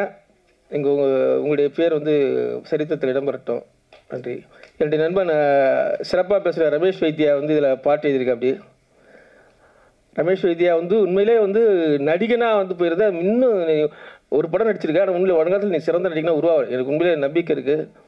பெரிய நடிகராக ஆகிறதுக்கான வாய்ப்புகள் இருக்குது. நல்ல வந்து அதே மாதிரி படத்தில் நடிச்சிருந்த தம்பி வந்து ரொம்ப அருமையாக நடிச்சிருந்த அப்படி கதாநாயகன் வந்து நிறைய படத்தில் பார்த்துருக்கோம். எல்லா வெற்றி படங்கள்லையும் இருப்பார். ஆனால் நிச்சயம் இந்த படம் வந்து உங்களுக்கு ஒரு நல்ல பேரை வாங்கி தரும். தொடர்ந்து நீங்கள் ஒரு நல்ல கதாநாயகனாக உருவாகிறீங்க. எனக்கு ரொம்ப ஆச்சரியமாக இருந்தது வந்து அனுமல் தான். ஏன்னா அவங்கள வந்து நிறைய படங்களில் பார்த்துருக்கோம், ஒரு பெரிய ஸ்டார் வந்து. ஆனால் அவங்க கண் வந்து படத்தில் பார்க்கும்போது விட இங்கே பார்த்தா சாதாரணமாக, நேராக பார்க்கும்போது ரொம்ப சாதாரணமாக இருக்குது. படத்தில் மட்டும் எப்படி இவ்வளோ பிரகாசமாக இருக்குன்னு தெரியல. நாங்கள் இங்கே நிகழ்ச்சிக்கு வரதுக்கு முன்னாடி முதல்ல எல்லோரும் வந்து இங்கே முன்னாடி உட்காந்துருந்தோம் அந்த ஹாலில். சர்வசாதாரணமாக இந்த படத்தில் உட்காந்துருந்தாங்க. யார் ஒன்றும் தெரியல எனக்கு. நாங்கள் கூட பேசிகிட்டு இருந்தோம். அவங்க வந்து மலையாளத்தில் படத்தில் நினச்சிட்டு இருக்காங்க. அப்புறம் இங்கே வந்து டைட்டிலில் பார்த்தோம் அனுமல்னு பார்த்தோம். அவங்களுக்கு இன்டர்நெட்டில் மிகப்பெரிய ஃபேன்ஸே இருக்காங்க, நிறைய பேர் வந்துருக்காங்க. அப்புறம் உங்கள் நடிகை ரொம்ப அருமையாக பண்ணியிருந்தீங்க. நீங்கள் ரொம்ப அழகாக நடிச்சிருந்தீங்க. ரொம்ப எல்லாத்தோட சிறப்பாக மிக அருமையான பாடல் பாடினீங்க. ரொம்ப அழகாக இருந்துச்சு. குரலில் வந்து ரொம்ப அருமையாக இருந்தது. வாழ்த்துக்கள். சகோதரர் வந்து பல படங்களில் வில்லனாக பார்த்து வந்து இதில் அவர் அழறதை பார்க்கும்போது ரொம்ப ஆச்சரியமாக இருந்தது. எல்லாத்தோட இங்கே நான் மிகவும் பாராட்டுறது JSPS தயாரிப்பாளர். எல்லாரும் சொன்னாங்க அவர் வந்து தொடர்ந்து இங்கே நிறைய படம் எடுக்கணும். இன்றைக்கி இருக்கிற சூழலில் ஒரு தயாரிப்பாளர் வந்து இந்த மாதிரி ஒரு படம் எடுத்து அதை தியேட்டருக்கு கொண்டு வந்து அதை வந்து வெளியே ரிலீஸ் பண்ணுறதுன்றது இவ்வளோ பெரிய போராட்டம் அப்படிங்கிறது நம்ம எல்லாருக்கும் தெரிஞ்சது தான். இந்த போராட்டத்தில் அவர் வெற்றி பெற்று தொடர்ந்து தமிழுக்கு வந்து ஒரு நல்ல திரைப்படங்களை, இது மாதிரி எழுத்தாளர்களை, நல்ல இயக்குநர்களை உருவாக்கணும். உண்மையிலே நான் வந்து இங்கே வந்து மிக முக்கியமாக சொல்ல வேண்டியது என்னென்னா, நானும் ஒரு எழுத்தாளர் வந்து இயக்குனராக ஆகிறதால நான் உண்மையிலே வந்து எழுத்தாளர் தான் இந்த உலகத்தில் வந்து எல்லாத்த விட மிகச்சிறந்தவன் அப்படின்னு நான் ரொம்ப நாள் நம்பிட்டு இருந்தேன். அது உண்மையும் கூட. ஏன்னா எழுத்தாளர் மட்டும்தான் இந்த உலகத்தை வந்து முன்னும் பின்னுமாக பார்க்குறான். அவன் தான் இந்த உலகத்துக்கு வந்து சாட்சியாக இருக்கான். அவன் தான் இந்த உலகத்துக்கு வரலாறை சொல்கிறான். அவன் தான் இந்த உலகத்துக்கு எதிர்காலத்தையும் சொல்கிறான். ஒரு எழுத்தாளர்னா எதிர்காலத்தை உருவாக்குறான். எழுத்தாளர் உருவாக்குற சொல் தான் எதிர்காலத்தில் விதையாக மாறுது. அவன் தான் எதிர்காலத்துக்கு வெளிச்சத்தை கொடுக்குறான். அவன் தான் கடந்த காலம். அவன் இல்லைன்னா வரலாறே இல்லை. இன்றைக்கி இருக்கக்கூடிய சங்க பாடல் செயல்கள்லாம் இல்லைன்னா இன்றைக்கி வரலாறே இல்லை. அப்போ அதெல்லாம் பண்ண எழுத்தாளர்கள் தான் வந்து கடந்த காலத்தையும் சொல்கிறான். அப்போ இந்த உலகத்துக்கு எல்லாமே இருக்கக்கூடிய வழிகாட்டியாகவும் விளக்காகவும் இருக்கக்கூடிய ஒரு எழுத்தாளர் வந்து தான் இந்த உலகத்தில் எல்லா தொழிலாளர்களும் மிகச்சிறந்த தொழில் வந்து எழுத்து தான் அப்படின்னு தான் நினச்சிருந்தேன். ஆனால் அதனால தான் நான் வந்து ரொம்ப பெருமையாக இருந்தேன், கர்வமாக இருந்தேன். இயக்குனரோட எழுத்தாளர் தான் பெரிய ஆளாக இருந்தேன். ஆனால் என்னோட முதல் படம் இயக்குறப்போ தான் தெரிஞ்சுது எல்லாரோட பெரிய ஆள் வந்து இயக்குனர் தான். கடவுளுக்கு அடுத்ததாக வந்து பார்த்திங்கன்னா, ஏன்னா ஒரு படத்தை எடுத்து முடித்து அதை வெளியில் கொண்டு வரதுக்கு சமாளிக்கிறது இருக்குல்ல, ரொம்ப ரொம்ப கஷ்டமான விஷயம். அதை விட சிரமமான விஷயம், நீங்கள் ஒரு எழுத்தாளராக, நீங்கள் ஒரு இயக்குனர், ஒரு ஒரு மிகப்பெரிய ஒரு உலகத்தையே கூட நீங்கள் ஒரு ஜனாதிபதியாக இருந்து நிர்வகிச்சிடலாம். ஒரு படத்தை மட்டும் இயக்கிட்டிங்கன்னா இன்றைய சூழலில், ஏன்னா அந்த அளவுக்கு வந்து அதுவும் முதல் பட இயக்குனருக்கு ஒரு படம் ஜெயிச்சிட்டிங்கன்னா அதுக்கப்புறம் நடக்கிற விஷயம் இல்லை. ஆனால் முதல் பட இயக்குனர் வந்து உங்களை நீங்கள் எல்லாரையும் நீங்கள் ஏன்னா அதுவும் குறிப்பாக எழுத்தாளருக்கு எல்லாரும் என்ன சொல்லுவாங்கன்னா, அவர் எழுதுறவர் ஆனால் இயக்குனர் தெரியாது அப்படின்வாங்க. சுற்றி இருக்க அத்தனை பேரும் உங்களுக்கு அட்வைஸ் பண்ண ஆரம்பிச்சிடுவாங்க. எழுத்தாளர் ஒரு இயக்குனர் ஆகும்போது பார்த்தீங்கன்னா வந்து நீங்கள் எல்லாரையும் நீங்கள் திருப்திப்படுத்த வேண்டியதாக இருக்குது. நீங்கள் ஒரு ஆரம்ப கட்டத்திலேருந்து முதற்கொண்டு கதையை சொல்கிறதுலேருந்து முதற்கொண்டு நீங்கள் நடிப்புத்துறையில் சொல்கிறது கொண்டு தொழில்நுட்ப இயக்குனர் வேலை வாங்குறது முதற்கொண்டு எல்லாத்தையும் தீர்மானிக்கிறது மட்டும் எல்லாத்தையோட என்ன விஷயம் தெரியுங்களா, எழுத்தாளனாக இருந்தால் நீங்கள் இந்த எவ்வளோக்குள்ள உண்மையாக இருக்கீங்க, எவ்வளோ தூரம் எழுத்தாளனா எமோஷனாக இருக்கீங்களா அப்படின்றது நீங்கள் இருந்துட்டு, அதனால் இந்த பாதகமும் இல்லை. ஆனால் இயக்குனராக இருக்கிறதா அப்படி இருக்கவே முடியாது. இயக்குனராக தான் நீங்கள் வெளிப்படையாக இருக்க முடியாது, இயக்குனராக தான் வெளிப்படையாக சொல்ல முடியாது, உணர்ச்சிகளை வெளிக்காட்ட முடியாது. உணர்ச்சிகள் நீங்கள் அடுத்த கட்டத்தை நீங்கள் நகர்த்தி எல்லாத்தையும் அரவணைச்சு சாதகங்களாம் உருவாக்கி அதில் வந்து வழிநடத்தி கடைசி வரைக்கும் பொறுமையின் சிகரமாக இருந்து நீங்கள் கடைசி படத்தில் முடிக்க தான் வந்து ஒரு எழுத்தாளர். அது வந்து ஒரு எழுத்தாளனுக்கு சாத்தியமே கிடையாது. அதுவும் ஒரு பெண்ணாக இருந்து ஒரு முதல் படத்தை இவ்வளோ சிரமங்களை கொண்டு அவங்க இயக்கி இதில் வெளியே வரும்போது அப்படிங்கிறது மிக மிக முக்கியமான விஷயம். அப்படிப்பட்ட ஒரு இந்த படத்தை இயக்குனர் தமயந்திக்கு என்னுடைய ஒரு நண்பனாக வந்து நான் பாராட்ட தெரிவிச்சுக்கிறேன். இந்த படம் மிகப்பெரிய வெற்றி அடைந்து பல நல்ல படங்கள் உருவாகிறதுக்கு ஒரு விதையாக இருக்கணும். நன்றி, வணக்கம். உங்கள் வாழ்த்திற்கு நன்றி சார். அனைவருக்கும் வணக்கம். இது ரொம்ப ஒரு ஸ்பெஷலான மேடை எனக்கு.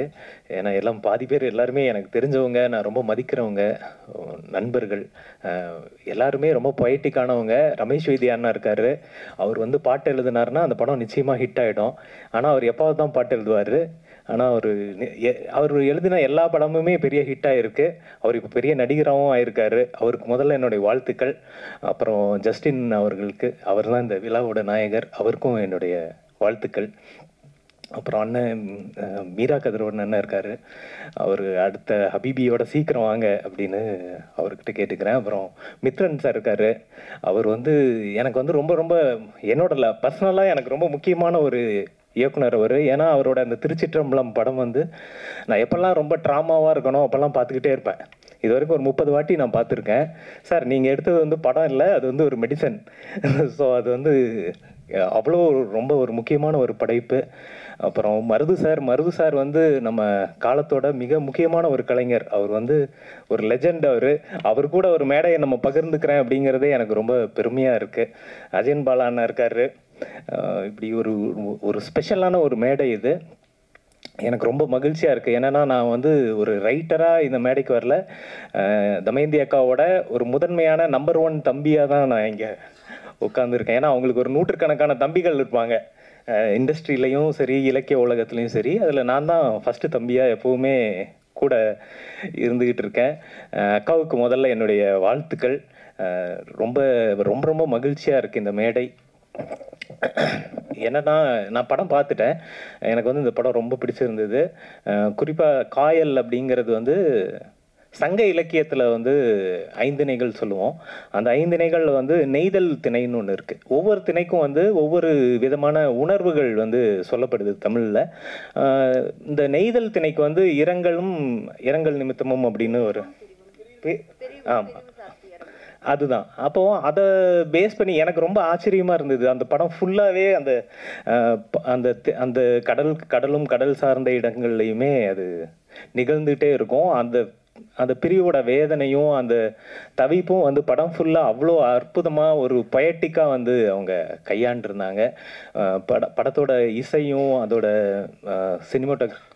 சினிமோட்டோகிராஃபி, அப்புறம் குறிப்பாக வந்து படத்தோட வசனங்கள்லாம் வந்து ரொம்ப டச்சிங்காக இருந்தது. என்னென்னா எனக்கு ஒரு ஜேசு வந்து டேரக்டரை மீட் பண்ணாமல் ஒரு கதை சொல்லாமல் இந்த ப்ராசஸ் எல்லாம் தமிழ் சினிமாக்குன்னு ஒரு ப்ராசஸ் இருக்குது. இந்த ப்ராசஸ் எல்லாம் எதுவுமே இல்லாமல் நேரடியாக டக்குன்னு எப்படி இந்த படத்தை ஒத்துக்கிட்டாருன்னா நம்ம படம் பார்க்கும்போது அது ஃபீல் ஆச்சு எனக்கு. என்னன்னா லைக் இந்த கதை வந்து யாரையா இருந்தாலும் அக்செப்ட் பண்ண வச்சிரும் அந்த மாதிரியான ஒரு கதை. ஏன்னா இது வரைக்கும் நம்ம ஆணவ கொலைகள் பற்றி நிறைய திரைப்படங்களில் பேசியிருக்கோம்.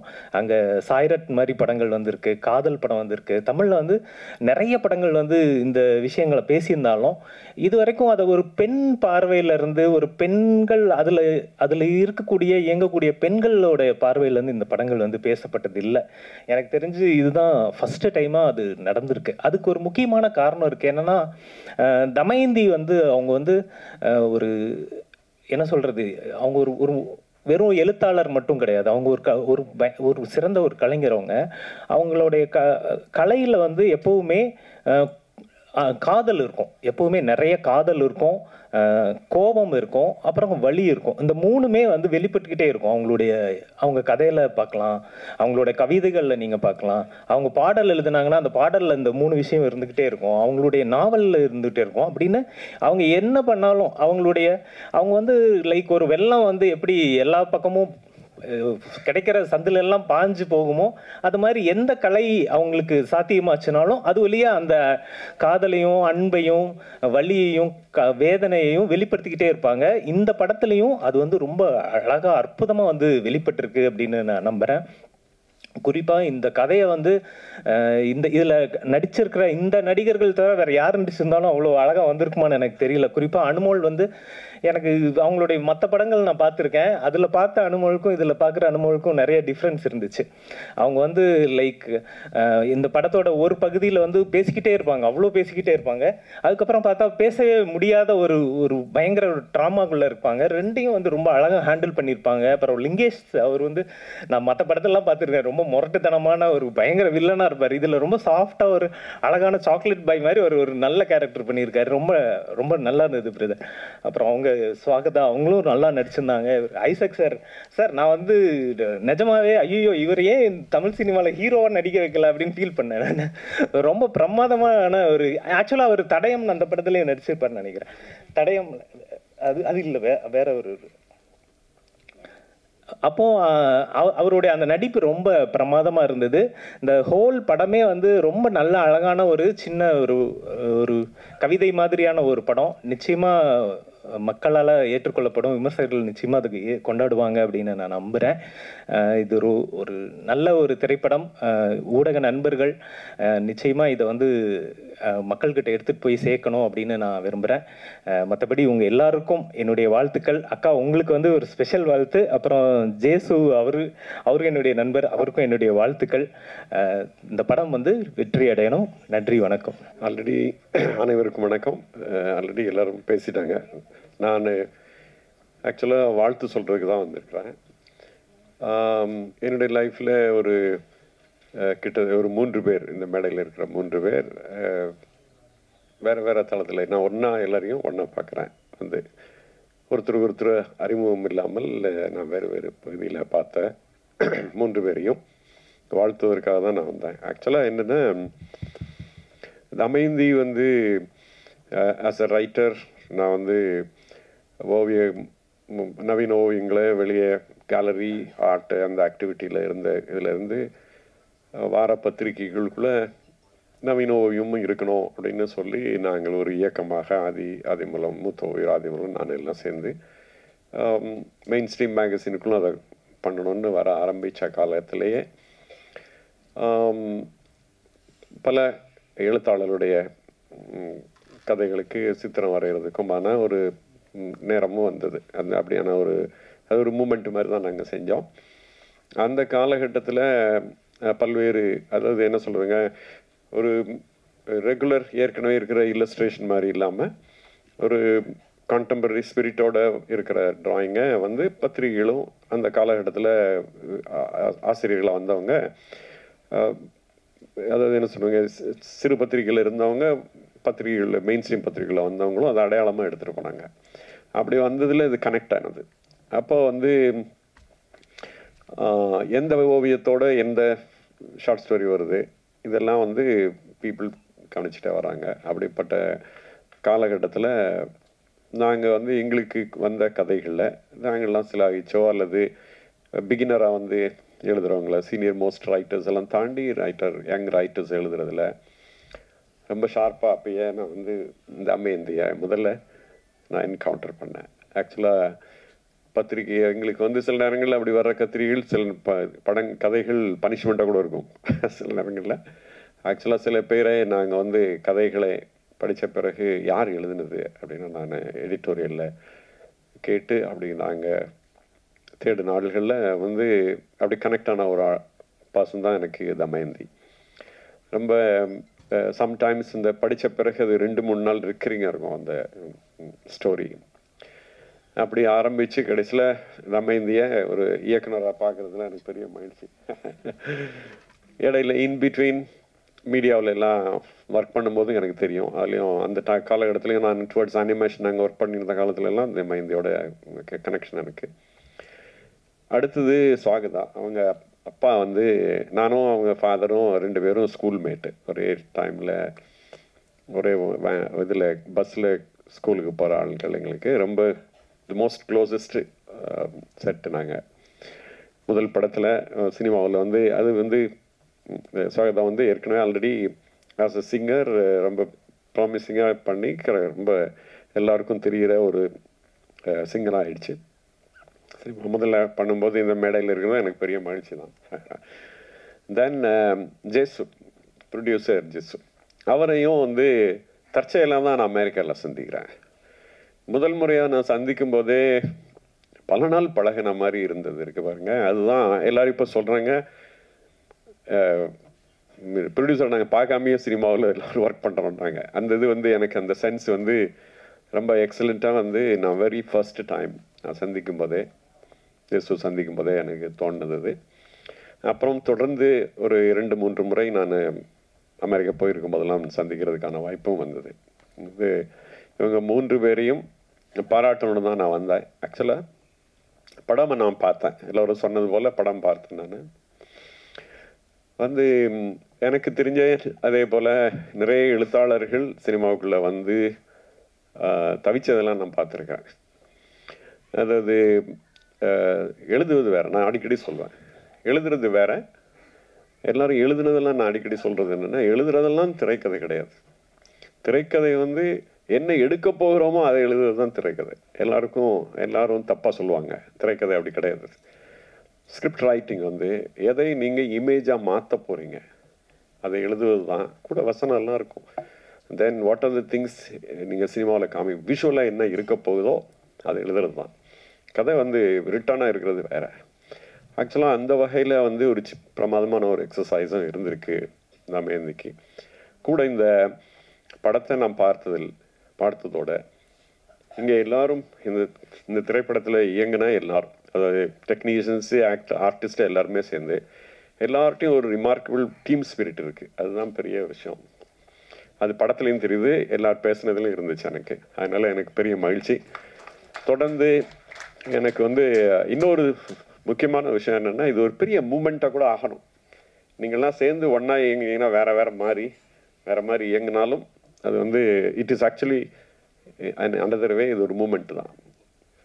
இந்த வேறு வடிவத்தில் நீங்கள் நடித்து அப்படி ஒரு மாதிரி கண்டினியூவாக ப்ராசஸ் கண்டினியூவாக இருக்கணும்னு போல் எனக்கு தோணுச்சு இந்த எல்லோரும் பேசுனதையும் சினிமாவையும் பார்த்ததில்.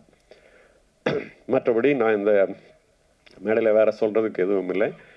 உங்கள் அனைவருடைய வாழ்த்தோடு நானும் சேர்ந்து அவர்களை வாழ்த்துகிறேன். நன்றி, வணக்கம்.